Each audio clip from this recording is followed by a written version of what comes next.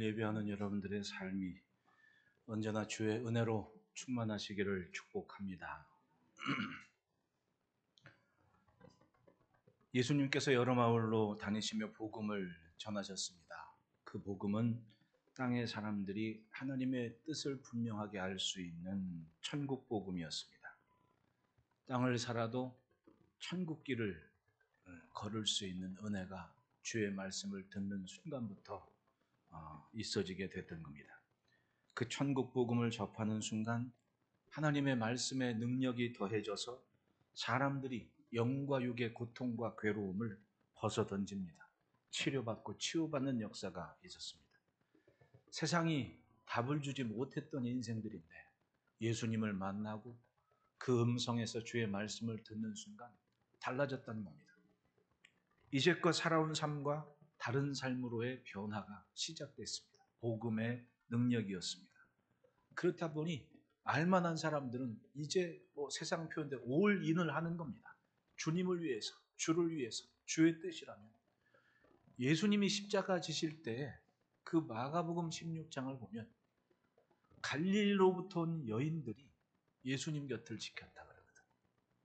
그 구절이 참 한편으로는 슬프면서도 한편으로는 참 은혜가 돼요. 성경에 두드러지게 이 사람들에 대해 얘기하는 건 없고 베드로, 야고보, 요한 이런 사람들 얘기 많았습니다.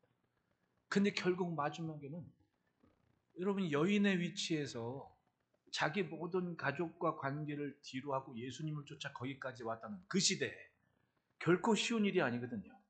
근데 그 여인들은 끝까지 주님 곁을 지키고 있습니다. 참 아름다운 모습 아닙니까?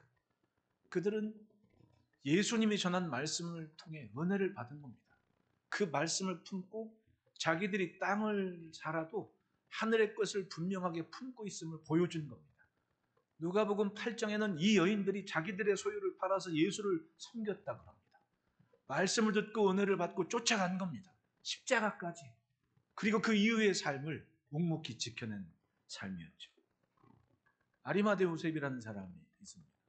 이 사람은 유대 사회의 산헤드린 공회라고 대략 한 70명 정도가 유대 나라의 중요한 것을 결정하는 의회 같은 곳입니다. 이 사람이 하나님 나라를 기다렸던 사람이라고 마가가 기록을 하거든요. 하나님 나라를 기다렸던 사람이 예수님이 전한 말씀을 통해 그걸 본 겁니다. 확실한 주의 통치가 이루어지고 있음을 믿게 됩니다.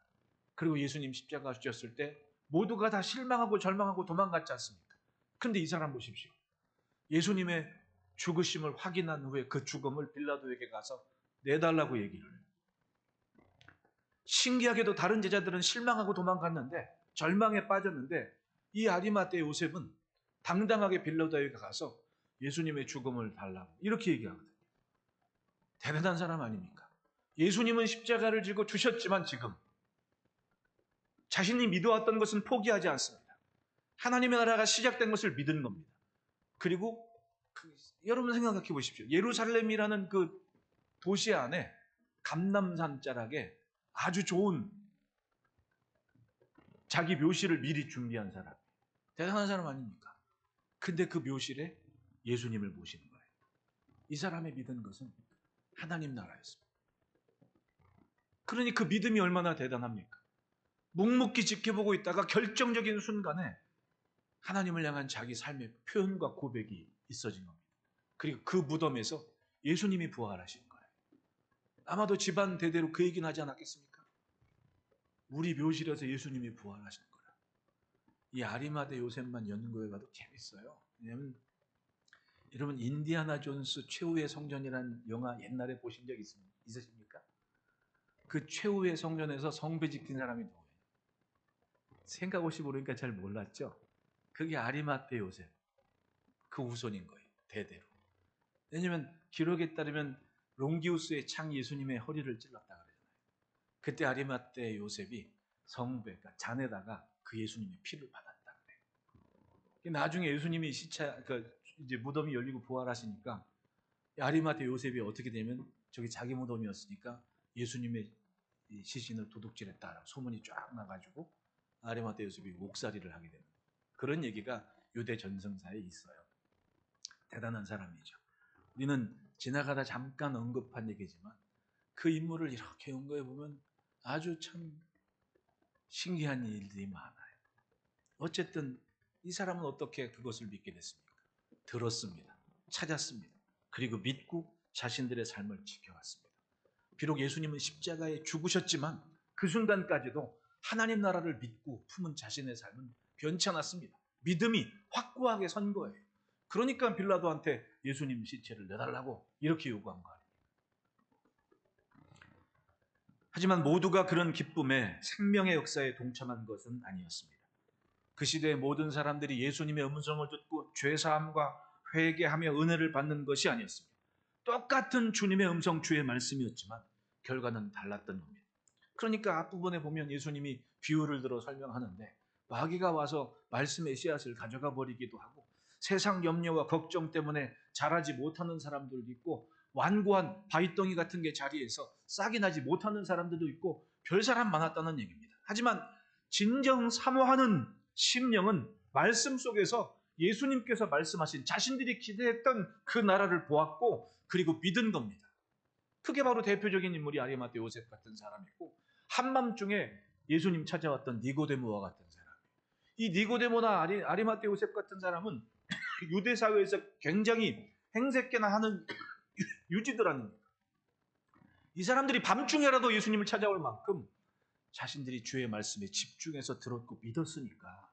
그러니까 공회원 둘은 공개적으로 예수님이 무슨 잘못이 있냐고 할 만큼 확실하게 자리매김을 했잖아요. 네, 이거 참 아주 멋진 모습 아닙니까? 그 모든 것이 결국은 하나님의 나라, 하나님의 말씀을 사모함이 원인이었다고 저는 봐요. 따라합시다. 사모하는 영혼을 만족해 하신다. 나는 이 시편 구절이 정말 좋아요. 정말 좋습니다. 여러분 성경을 보십시오. 말씀을 사모하고 말씀을 믿고 그 사모하는 영혼은 반드시 그 사모하는 열매를 본다니까요. 어? 에서와 야곱을 보십시오. 여러분 에서와 야곱이 에서가 장남이고 야곱은 둘째인데 장자권의 복은 전부 에서가 받아요. 차이가 뭘까요? 사모함의 차이였습니다. 에서는 뭐 정해진 게 어디 가겠어? 뻔하게 살았습니다. 뻔하게. 뭐 네가 내 거 간다고 네가 장남이 되는 건 아니지? 뻔하게 자기가 알고 있는 세상의 상황 속에 맞춰 살았습니다. 그러니까 가볍게 여겼다는 거예요. 뭐를? 하나님의 약속, 하나님의 말씀을. 근데 야곱은 원래 내 게 아니었어요. 근데 사모함은 에서와는 달랐습니다. 내 게 아니지만은 그 사모함은 하나님도 인정하셨습니다. 그리고는 어떻게 합니까? 야곱에게 장자권을 자기들이 거래한 것처럼 인정하고 주시죠. 그리고는 그 야곱의 12아들이 이스라엘의 12지파의 조상이 되잖아요. 차이가 뭡니까? 사모함이라니까요. 사모함. 그 사모함은 결국은 하나님께서도 그 마음을 움직일 만큼의 굉장한 은혜와 역사를 가져오는 겁니다. 여러분 무엇이든 사모하는 마음 가지시기를 축원합니다. 은혜를 사모하고 믿음을 사모하고 말씀을 사모하고 주의 뜻을 사모하면 그게 들려지고 들을 때가 있다니까요. 왜 복음은 한결같은데 그 마음속에 역사하는 모습이 다릅니까? 예수님 비유로 말씀하셨듯이 토양이 달라요. 마음밭이 다르다는 얘기입니다. 말씀에 대한 태도가 다른 겁니다. 마음이 교만하고 바위떡이 자리하고 있으니까 뿌리를 내리지 못하고 싹을 틔우지를 못하는 겁니다. 하나님의 말씀을 믿기보다는 세상 걱정과 염려가 가득 차 있으니까 오는 세상을 자기 계획 안에만 두고 있으니까는 불안하고 믿지를 못하게 되는 겁니다. 좋은 땅은 뿌려진 걸 품습니다. 그리고 기어이 싹이 나고 그리고 열매를 맺어요. 제가 이번 주간에 뭔 글을 읽었냐면 어떤 저 시골의 대안학교 교장 선생님 얘기인데 사모님이에요. 근데 알고 봤더니 5살인가 언제부터 못 걷게 됐대. 의사가 딱 병원에서 못 걷는다고 이제 수술을 했는데 걸을 수 있는 확률도 없다고. 근데 이 5살짜리가 그 전에 엄마 등에 업혀가지고 맨날 철야 예배, 수요 예배, 주일 예배 막 와가지고 등에 업혀서 그 애기가 뭘 듣겠냐고. 근데 자기 그 고백이 그거예요. 나는 그때 의사한테 그 얘기를 듣고 실망하는 엄마한테 그런 얘기를 했다. 예수님을 믿으시라. 근데 이 꼬마가 그 예배 시간에 엄마 등에 엎여서 앉아 잠을 자더라도 예수님에 대한 얘기가 그렇게 스쳐 지나간 얘기들이 그때 자기가 절실한 시간에 예수님을 믿어야 된다고. 그랬더니 딸한테 집에 돈도 없고 수술비 낼 돈도 없고, 응? 그러니까 엄마가 권사님들하고 작심하고 저 오살리기도 오늘 일주일 금식을 했대. 그리고 자기가 걷게 됐대. 지금 나이가 58세야. 그리고 대안학교 교장을 해. 자기 병 고친 다음에 자기 인생의 목적은 사모였대. 사모. 그리고 진짜 사모가 돼서 그 일을 하고 있는 거예요. 그 대안학교 출신들이 전부 미국 유명한 대학에 아이비리그니 뭐 이런데 전액 장학금, 뭐 50% 장학금 받고 다 붙여놨더라고. 몇 명. 한 반이 뭐 한 학년에 8명, 뭐 6명 이렇게 되는데 3년을 배출했는데 3년 다 미국 유학 가 있더라는 거지. 그분이 그런 얘기를 해요. 태도의 문제다. 태도의 문제. 네. 그러니까 여러분, 우리 자녀들 키우지만 결국은 자녀들에게 어떻게 집중을 하느냐, 어떻게 내 관계를 형성해 가느냐, 결국은 모든 게 태도의 문제 아닙니까? 애나 어른이나 결국은 태도의 문제입니다. 어떤 태도냐. 그러니까 예수님이 좋은 밭은 30배, 60배, 100배의 결실을 맺는다. 그러니까 이 양반이 나도 그래도 인물을 배출하려면 국어는 할 줄 알아야 되고 영어는 할 줄 알아야 되고 중국어니 이러니 외국어 하나는 할 줄 알아야 되고 수학은 꼭 해야 되고 국영수가 중요하다고. 근데 자기는 꼭 하나 더 필요한 필수 과목을 성경을 뒀다고. 아침 오면 애들이 성경 보고 해요. 그러고 그 참 맞아요. 결국은 태도였던 거예요. 태도. 예수님은 그것을 좋은 마음이라고 말씀하셨죠. 애건 어른이건 결국은 태도의 문제에 있었다는 얘기입니다. 복음의 결실도 잘 듣고 결실하는, 여러분 예수를 믿는 사람들의 삶을 보십시오. 결국은 그 태도를 보면 주님이 일하심이 보인다는 겁니다. 그리고 결정적으로 그건 사람에게서 시작된 것이 아니었다는 것. 누가복음 8장 10절에 이르면 이르시되 하나님 나라의 비밀을 아는 것이 너희에게는 허락되었으나, 뭐라 그래요? 허락하셨다고 얘기하죠. 다른 사람에게는 비유로나니 이는 그들로 보아도 보지 못하고 들어도 깨닫지 못하게 하려 합니다. 어떻게 하든 허락하신 인생은 풀어서라도 설명해서 깨닫게 하시고, 허락되지 않은 사람은 그냥 애매모호한 대로 내버려 두신다는 얘기 아닙니까? 우리가 하나님의 말씀을 듣고 주님을 향하여 내딛는 그런 걸음이 하나님의 허락하심 속에 있다면 오늘이 얼마나 감사한 날입니까? 하나님의 허락하심 때문에 내가 오늘 여기에 함께 예배하고 있는 거고, 하나님의 허락하심이 우리의 자녀들도 함께 내 곁에서 예배하고 있는 은혜인 겁니다. 그렇다면 우리의 태도를 더 분명히 할 필요는 있겠죠. 더 귀한 결실을 향해서 내 마음을 다잡는 겁니다. 하나님은 하나님을 믿는 인생을 통해서 하나님의 일을 해나가십니다. 예수님 보십시오. 그 시대의 제자들은 그야말로 손가락질 받는 사람들이 전부였던 겁니다. 아마도 성경이 저자들이 그것들 강조했던 이유도 그거 이유 아니겠습니까? 이런 사람도 이런 일을 했어. 사도행전을 보면 갈릴리 사람들하고 손가락질하고 조롱받는 사람들이었습니다. 근데 그 사람들이 당당하게 성령 은혜 받은 다음 유대사회에 선언을 합니다. 당신들이 오신 메시아를 죽였다. 5,000명이 회개하고 3,000명이 행한 기가 막힌 기적이 있지 않습니까? 그들은 정말로 볼품없는 인생들이었거든요. 물론 아리마대 요셉이나 니고데모 같이 대단한 사람도 있었지만은 복음서를 읽으면서 주목하게 되는 사람들은 이 사람들이고, 이 사람들을 일컬어 예수님은 내가 등을 켜서 등경 위에 둔다. 16절을 보면 누구든지 등불을 켜서 그릇으로 덮거나 평상 아래 두지 아니하고 라는 얘기는 세상을 밝히면 그 시대에 최고 밝은 밤중에 빛은 횃불 아닙니까? 횃불도 못 된다는 거예요. 작은 등불이어서 그릇으로 덮으면 끝이라는 겁니다. 그릇 덮으면 옛날에 촛불 끌 때 그러잖아요. 그릇 덮으면 사진관에 꺼지는 거예요. 그러니까 그런 작은 빛이라는 얘기 아닙니까? 제자들의 존재감이 그 정도였던 거예요. 근데 그걸 숨겨두지 아니하고 등경 위에 높이 뒀다. 그게 등불이었던 겁니다. 이 등불은 따지고는 어두울수록 유익해요. 분명한 존재감을 보입니다. 우리 미얀마 선교사로 있다가 지금 외국 한국 지부장으로 있는 마성민 선교사님, 중계동의 한 교회, 거기 어린이가 막 몇백 명, 한 400명 이렇게 모였던데, 근데 100명도 안 모인다는 얘기를 내가 들었어요. 재작년쯤에. 깜짝 놀랐습니다. 다 어디 갔냐. 근데 현실이에요. 요즘 뭐 예전처럼 막 20대 후반 되면 애기 아빠 엄마 되고 이런 데가 아닙니다. 40이 돼도 아빠 엄마가 안 되는 사람들이 더 많은 세상이에요. 그 애들 어디 찾아요? 길거리 나가도 애들도 안 보이는데. 이게 현실인 거예요. 인구 절벽? 그렇죠. 그렇게 돼요. 인정하죠. 하지만 그렇다고 해서 그것 때문에 세상이 어두워질 걸 생각하겠습니까?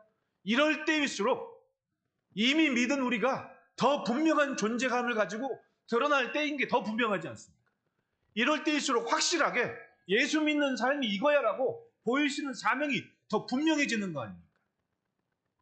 안 되는 거 생각하면 안 되는 거예요. 하지만 되는 걸 생각하면 될 걸 생각해가지고 방향의 문제 아니겠습니까? 맞습니다. 따라합시다. 어두울수록 빛이 난다. 제가 살면서 깨닫는 게 참 많아요. 한 2008년도쯤인가 신해산 처음 갔을 때 우리는 한 새벽 2시쯤 가면 되겠거니 새벽 2시에 일어나 가는데 웬걸요. 숙소에 나와가지고 신해산 자락 딱 바라보니까 불빛이 한 줄로 쭉 가는데 거지 정상까지 가 있는 거야. 그래서 내가 야, 저 불빛이 뭐냐고. 우리보다 먼저 간 사람이에요. 그래? 그럼 저 사람 언제 갔는데? 12시에 갔어요. 12시에 잠 안 자고 거길 간 거야. 나이도 들고. 그러니까 그 빛이 어떻게 이어지냐면 이 바닥에서 신해산 꼭대기까지 착착한 불빛이 올라가고 있는 겁니다. 얼마나 장관인지 꼬마떼번 그 반딧불처럼 그렇게 한 줄로 쫙 올라가는 그 모습이 내가 그 생각을 했어요. 저 사람들이 아니 나도 뭐 때문에 여기 왔나. 그리고 이 밤중에 이 캄캄한데 누구는 랜턴이라도 들고 가지 랜턴도 없이 터벅터벅 이게 뭐 하는 건가? 뭐 때문인가? 예수님 때문이었어요.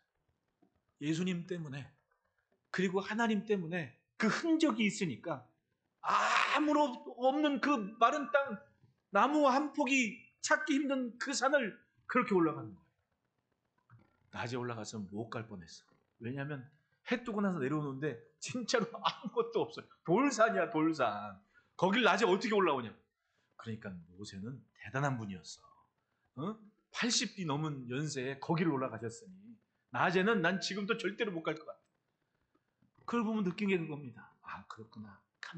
캄캄함에도 불구하고 하나님의 뜻은 이렇게 믿는 무리를 통해 줄줄이 이어 가는구나.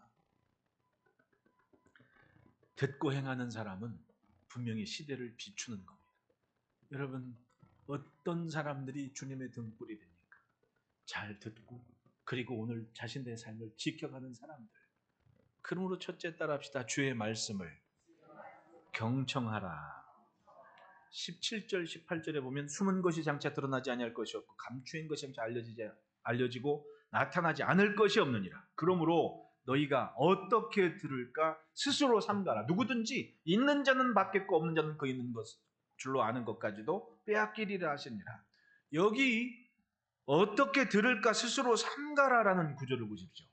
이 오이코, 아쿠오라는 단어는 듣다, 경청하다 혹은 정신적으로 이해하고 수용하는 과정이라고 얘기해요. 이 아쿠오라는 언어의 의미가. 그렇다면 너희가 어떻게 들을까 스스로 삼가라라는 이 말씀은 주님께서 말씀을 하실 때 정신적으로 이해하고 잘 수용하기 위해서 집중하고 분별하고 들으라는 얘기 아닙니까? 그렇게 말씀을 듣고 행하는 경청이 있는 사람이 결국은 내가 이걸 숨겨두지 아니하고 등경 위에 둔다라고 그렇게 말씀을 했던 거예요. 맞습니다. 들은 것을 자신의 정신, 사상 이 모든 것을 주의 말씀에 순종하며 나가는 그 무리들이 등경에 높이 두는 거예요. 17절에 보면 숨은 것이 장차 드러나지 아니할 것이 없고 감추인 것이 장차 알려지고 나타나지 않을 것이 없느니라. 여러분 지금은 숨겨둔처럼 그러잖아요. 막 병자 고치고도 지금 말하지 마라. 아마도 말하지 마라. 맞아요. 예수님도 숨겨두고 싶을 때가 있었던 겁니다. 제자들한테 오병이어의 기적을 행하신 다음에 야 니들 빨리 배 타고 먼저 건너편으로 가라. 왜? 혹시라도 기적 때문에 제자들이 마음 바뀌어서 우쭐해서 교만해져서 예수님 교육 망쳐버릴까 봐 먼저 떠나보내시는 거 아니에요. 맞습니다. 숨겨두시는 이유는 감춰두시는 이유는 높이 드실 때가 있기 때문에 목적을 갖고 그렇게 숨겨두신 거거든요. 주의 말씀을 잘 듣고 이해하고 수용하고 순종하는 사람들이 그렇게 숨겨둔 사람들이었고 그들이 드러날 때가 있는 거예요. 근데 모든 게 그래요. 인생도 마찬가지입니다. 숨겨둘 거는 목적을 가져야 돼요. 무엇을 위해, 뭘 위해. 뭐 옛날에 우리 IMF 왔을 때 막 장롱에 숨겼던 금덩이도 나왔잖아요. 세상이 깜짝 놀랐잖아요. 한국 사람들이 이렇게 금이 많았어? 엄마 아빠들이 어려울 때 쓰려고 내놓는 건데 그 어리들이 국가가 어려워서 그걸 내놓기 시작합니다. 애부터 어른까지. 여러분 뭘 숨겨두라도 목적은 가져야 돼요. 네. 제자들은 그런 존재가 됩니다. 우리도 마찬가지예요. 뭐든지 목적을 가지고 잘 써야 돼. 옛날 어른이 아끼다 못 된다? 아끼다 못 된다? 작년에 내 저는 이게 신문을 보면 헤드라인 읽고 그다음에 이렇게 사회면을 읽으면서 이렇게 짜투리에 조금 나오는 걸 재밌게 읽어요. 근데 작년에 한번 내가 얘기한 것 같은데 요 강북구 수유동 어떤 아파트 할아버지가 있었는데 나중에 이제 연세가 되셔가지고 나이 드셔서 그 노안 치매도 오시고 막 그런 거예요. 근데 이제 아버님이 돌아가셨어. 아들이 이제 집안 정리하면서 동구리 세탁기 그거를 이제 내놓은 거야 이렇게. 내는데 경비 아저씨가 그걸 분해해서 이제 내놔야 되니까 겉을 딱 뜯었는데 통돌이 뒷판에 5만 원짜리, 만 원짜리 뭉텅이 이만큼이 딱 불러 있더라는 거지. 응? 그게 한 2천만 원이가 얼마 되더래. 그게 이 경비에 놀래가지고 그 사람이 전화를 한 거지. 이걸 그냥 할 수는 없고 전화를 했더니 통돌이 이게 나왔다고. 알고 봤더니 이 아버지가 멀쩡할 때 목돈이 왔나 봐. 그거 내가 언제 써야지. 그리고 숨겨놓은 거야 거기다가. 세탁기 분해해서 못 잡게. 어차피 집에 빨래도 안 하고. 그러니까 숨겨놓은 거야. 잊어버리신 아니 기억이 안 나는 거지. 왜냐면 치매가 오셔가지고 모르는 거야 그걸 아예. 그러다 돌아가신 거야. 아끼다 못 된다? 그거지 뭐. 그거지. 물론 이제 자식들한테 좋은 거지. 하지만 정작 나는 그렇게 힘겹게 했는데 기억이 안 나는 걸 어떡하라. 그러니까 여러분 목적을 갖고 좀 멋지게 사십시오. 마주보고 멋지게 삽시다. 네, 아끼다 똥 만들지 말고 멋지게 주의 일도 좀 멋있게 그게 본이 되고 덕이 되고 유익이 되지. 그건 여러분 주의 말씀을 잘 경청하는 이들에게 주시는 은혜였고 예수님 곁에 있던 이 여인들 보십시오. 네, 묵묵히 자기 일을 감당하지 않습니까? 아리마테 요셉 보십시오. 티 안 나는데 듣고 경청하는 것이 있으니까 내가 이제껏 기다렸던 하나님의 나라가 시작됐구나. 그리고 그 말씀을 전한 예수는 죽었어도 그 죽음을 달라해서 자기 묘실에 드리지 않습니까? 네? 이분이 부활을 믿었는지 안 믿었는지 난 그건 중요하지 않은 것 같아. 일단 자기 묘실을 그렇게 드렸다는 것은 정말 중요한 시간에. 그리고 예수님 마지막 만찬 준비할 때 그거 누가 만들었습니까? 주의 말씀을 들은 사람들이 예루살렘에 살고 있었다는 거 아니에요. 제자들한테 너 가가지고 물동이 구 가는 사람 쫓아가서 오늘 밤에 내가 그 집에서 있겠다고 얘기해. 그럼 물동이 구 가는 그 마가의 집 아닙니까? 그 집 사람들도 이미 예루살렘에 오가면서 주의 말씀을 들었던 사람이니까 정신적으로 이해하고 수용한 과정, 경청의 과정을 가졌었고 주님 말씀 듣고는 이때가 그때구나 그날을 준비한 거예요. 얼마나 아름다운 모습입니까? 여러분 언제든지 주의 말씀을 경청하는 인생을 주시는 은혜가 분명히 있습니다. 저는 오늘 참 은혜롭고 아름다운 제가 은혜를 받는 건 다른 게 아닙니다. 막 요란하고 막 불받고 뭐 어쩌고 이런 건 나는 사실은 그렇게 중요하게 생각하나. 그러거든 있다가도 없고 없다가도 있는 거. 근데 꾸준하게 묵묵하게 그렇게 말씀에 순종하면서 자라는 모습. 난 그게 진짜 은혜롭고 눈물이 나요. 정말입니다. 뭐 성경을 내가 딸딸 외웠습니다. 그건 때 되면 다 잊어먹어. 그게 뭘 자랑이야. 나는 그건 아니. 한 구절을 알아도 내가 오늘 이건 지키고 살아가고 있어요라는 이게 더 중요해. 그러니 한 권사님 찾아와서 목사님 나 요즘 성경 읽는데 이래요. 나는 거기에 눈물을 나요. 새벽에 기도할 때. 오늘 아침에도 여기 지난주에 임직받은 따끈따끈한 집사님이 오늘 기도했단 말이지. 얼마나 큰 은혜가 되는지 몰라. 왜냐하면 이분 주일 지키기도 힘들고 직장에서 하지만은 참 권사님 내조로 그냥 어떡하든 막 묵묵히 앉아서 오다가는 티도 안 나. 왔다 간 티도 안 나는 양반이야. 근데 쭉 한 십몇 년 지나니까 안수 집사 임직 받을 때도 거절도 안 하고 묵묵히 내내 하잖아. 이런 사람은 목사로 바라볼 때는 나는 은혜라고 생각해. 그 임직 때 난 참 은혜를 많이 받았습니다. 우리 권사님들도 그렇고 아주 참 은혜로운 시간이었어요. 좋아요. 이거 오신 분들 다 좋다고 하니까. 잘 듣고 경청하는 과정은 티는 나지 않아 보이지만 반드시 성장을 하고 열매를 맺어간다는 얘기입니다. 그러므로 여러분 잘 듣고 경청하면서 주께서 붙잡으신 그 의미를 확실하게 드러내는 날이 있기를 축복합니다. 둘째로 따라합시다. 말씀에 맞추면 천국 가족이다.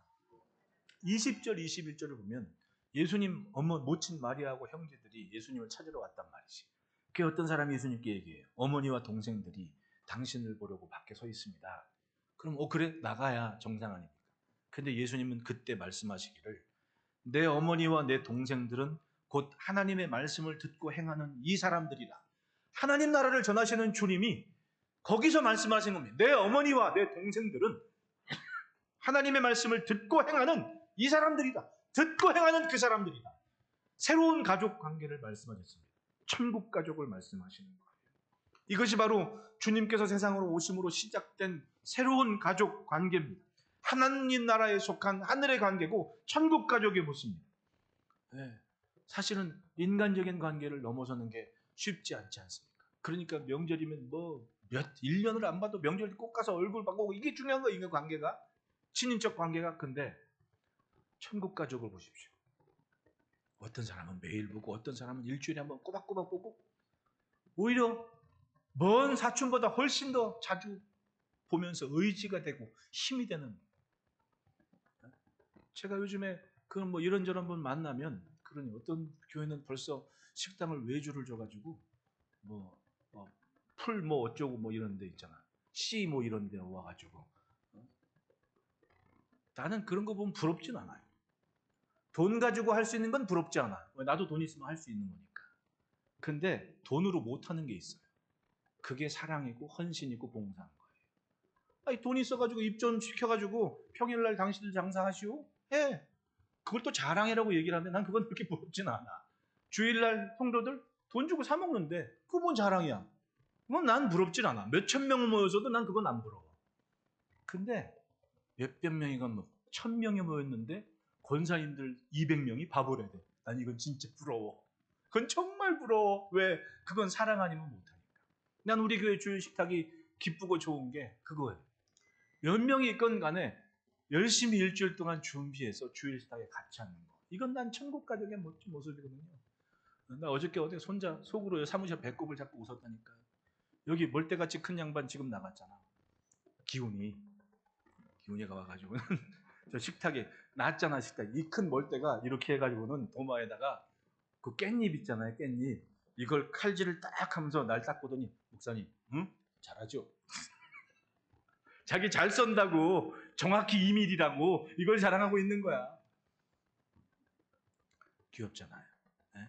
애들이 뭘 하고 자라는 간에 난 그게 이뻐요. 이 친구들이 어려서부터 네? 그래도 교회 안에서 엄마 아빠 닮아서 뭘 하는 걸 배워가지 않습니까? 이건 천국 가족만 할 수 있는 거예요. 이런 친구들이 있으면 이 친구들이 어른 때도 그건 해. 아니면 요즘 때가 어느 때인데 외주를 줘야죠. 돈 있으면 다 하는 건 난 안 부러워. 그런데 돈으로도 못하는 건 진짜 부럽지. 그건 은혜지. 그건 천국 가족만 할 수 있는 모습이라는 거예요. 여러분 주님의 은혜를 한번 생각해 보십시오. 주님이 사랑하신 걸 내가 사랑할 수 없는지.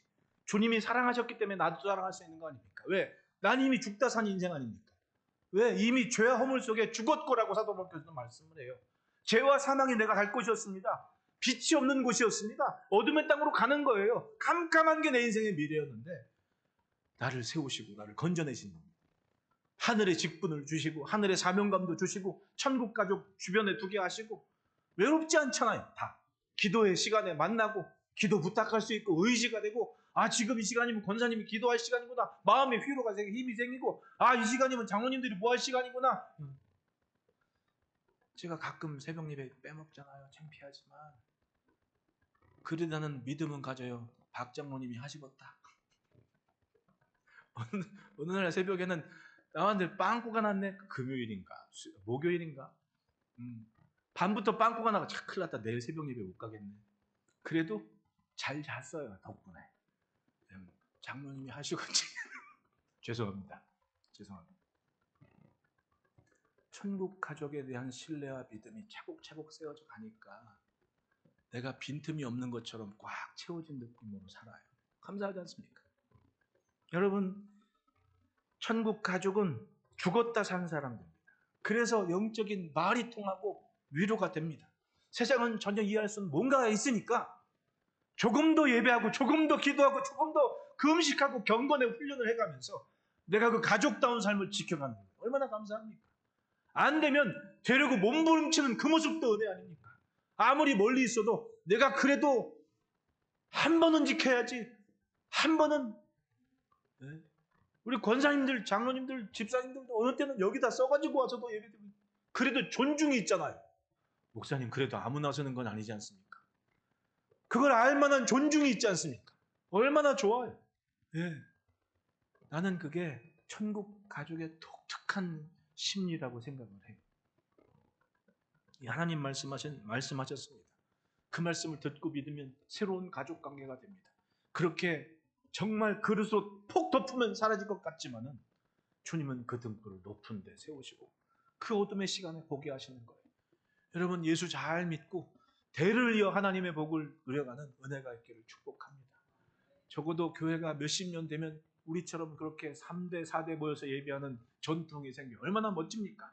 이 집은 이간의 집안에 몇 대 누가 뭐가 뭐 장로님 무손이고 이런 얘기가 있어. 얼마나 좋냐고요. 내가 여기 앉아있죠. 이 청년들 재준 씨, 뭐 지훈 씨, 지훈 씨, 도윤 씨, 뭐 저 뒤에 있는 지우 씨도 나는 세상에 나가서 내가 뭐 좋은 대학 가고 공부하고 그것도 좋지만 내가 50전에는 장로 직분 받겠습니다. 이럴 때 아멘 하면 내가 힘이 빡 나가지고 밥을 안 먹어도 좋을 것 같은데 얼마나 좋아요. 50전에는 내가 꼭 받겠습니다 하면 그게 얼마나 큰 복이고 큰 은혜냐.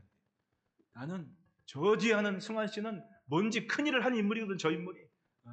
저 승환이는 내가 보십시오. 큰 인물이에요. 저 인물이. 뭔가 큰 거 한 건 하는 인물이야. 내가. 어쨌든 여러분 그렇게 3대가 되건 4대가 되건 천국 가족이 든든한 게 얼마나 멋있습니까? 여러분 그릇으로 푹 덮으면 꺼질 것 같지만 주님이 높이 드시는 이유가 있습니다. 여러분들 가정에 그 복이 있기를 축원합니다. 셋째로 따라합시다. 주를 신뢰함으로 미래를 준비한다. 23절을 보면 행선할 때 예수께서 잠이 드셨더니 마침 광풍이 호수로 내리침에 배에 물이 가득하게 되어 위태에 앉으라.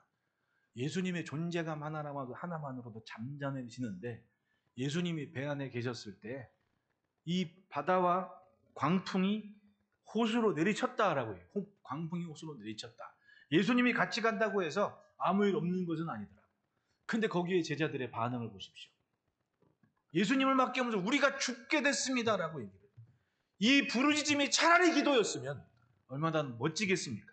왜냐하면 기적을 본 사람들이거든요.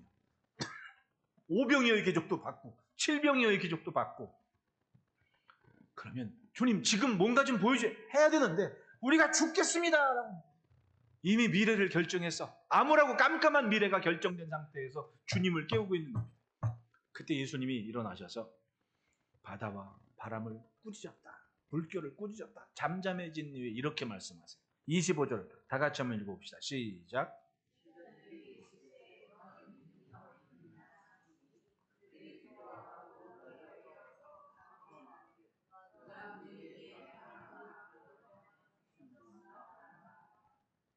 맞습니다. 예수님이 물으셨어요. 너희 믿음이 어디 있느냐? 잘 듣고 경청하면서 자신들의 믿음을 키워갔습니다. 있으면 있는 자에게 더 주신다고. 그런 그릇이 준비되면 더 큰 믿음으로 성장을 해가요. 근데 어려운 일 딱 만났을 때 갑자기 죽겠다고. 그때 예수님 물어요. 너희 믿음이 어디 있느냐? 맞아요. 믿음이 있다가도 없고 없다가도 있고 신기하죠. 그 믿음을 지키는 게 하루하루의 삶이 아니겠습니까? 예수님 물어요. 너희 믿음이 어디 있느냐? 바람과 파도만 보니 예수님 보지 못했고 예수님이 해오신 일을 기억하지를 못해요. 좋은 걸 쉽게 잊어버려요. 안 좋은 것만 생각합니다. 그게 사람의 본성인가 봐. 그러니 오는 것도 굉장히 불안하고 염려스러운 거예요. 이제껏 넘어왔던 걸 기억하지 못해. 내가 이걸 어떻게 넘었지? 내가 어떻게 이겨냈지? 주님이 계셨던 거를. 바로 믿음이었던 거예요. 감당하기 어려운 문제 앞에서 그 어려움이 너무 커서 주님이 보이지 않을 때가 있습니다. 여러분 그런가 하면 어떤 사람은 정말 힘겹고 어려운 시간 주님 보는 게 흐려지지 않으려고 놓치지 않는 몸부림을 칩니다. 뭘 해서라도 주님 곁에 있으려고. 그런 사람 많아요. 그러면 그게 또 목사로 볼 때는 안타깝고, 하지만 기도하죠. 버텨야 됩니다. 이겨야 됩니다. 버텨야 됩니다. 그리고 이겨내는 거예요. 얼마나 멋집니까? 믿음이 어디 가지 않습니다. 그 믿음이 결국은 예수로 집중하게 내 삶을 만들어가는 겁니다. 그러니까 결국은 쓰러지지 않고 넘어지지 않으면 그만큼 해내는 거예요. 애건 어른이건 버틴 만큼이 내 거 아닙니까? 그러면 그건 어디 안 가는 거지. 예, 살다 보면 다 어렵지 않은 사람 없고 힘들지 않은 사람 없습니다. 근데 믿음이 그 모든 것을 잘 핸들링하고 결국은 이겨내게 만드는 거예요. 힘겨워도 그 자리에 가서 그걸 이겨내는, 버티는 겁니다. 결국은 믿음이 어려움에 지지 않으면 결국은 그만큼은 강해집니다. 여러분, 물은 한 컵도 물이고 강물도 물이에요. 쓰임새는 다르지 않습니까? 믿음이라고 같진 않더라고. 여러분, 믿음이 어디 가지 않도록 내 믿음을 더 견고하게 합시다. 어떻게? 잘 듣고 경청을 통해서 내가 내 정신적으로 이해하고 수용하면서 자꾸 맞춰가는 겁니다. 믿음으로 사는 것이 세상 사는 것처럼 분명해 보이지 않더라도 분명히 그것은 미래를 만드는, 주님을 신뢰하는 만큼 만들어지는 미래입니다. 그러니까 제자들을 보십시오. 주님이 높이 세우신 순간 두려움도 없이 오히려 그 엊그제시 예수님을 십자가에 못 박았던 그 사람들을 향해 3일 만에 선언하지 않습니까? 너희들이 메시아를 죽였다. 5,000명, 3,000명이 회개하고 결국은 마지막 순간까지 거꾸로 십자가에 순교할 만큼 당당하게 자신들의 믿음만큼의 복된 일을 이루어 갔습니다. 오늘도 우리는 주의 말씀을 듣고 믿은 우리를 통해 세상을 비추고 계십니다. 이 존재감, 이 자존감을 지켜가면서 주님이 하시는 일을 펼쳐가고 그 은혜와 복을 믿음의 결실로 누려가는 은혜가 있기를 주의 이름으로 축복합니다. 기도하겠습니다.